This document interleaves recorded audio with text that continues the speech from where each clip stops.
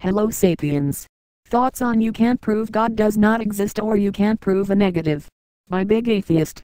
Response to Sacker 181 video related to, open challenge to all atheists, can you disprove God? Actually in theory you should be able to disprove God. Science disproves hypothesis all the time. If you treat the existence of God as just a hypothesis you should be able to test it.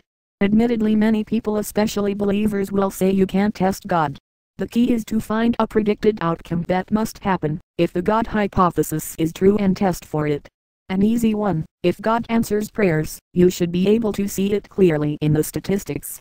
Miracles, the soul, talking to God all involve some interaction with an unidentifiable source that must have some physical effect on our universe, if we are to know it happens at all. If it has a physical presence then we should be able to measure it and tell how it differs from conventional physics-based effects.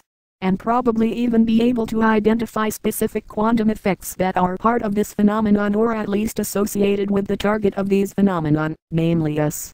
And not other animals, plant, or inanimate objects and stuff.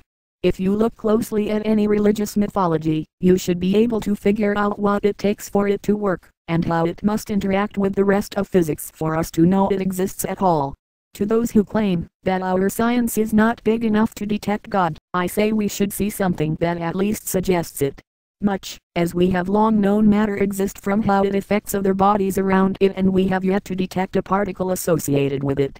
So I believe it would be with God and the supernatural, we should be able to see, measure, and understand the effects long before we should have a rudimentary understanding of how it works.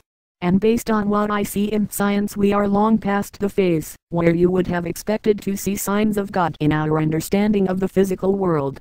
Admittedly, such a proof would not be accepted by any true believer, since humans have a strong capability at rationalizing away incongruities between how they want the world to work and what it means, if it actually did.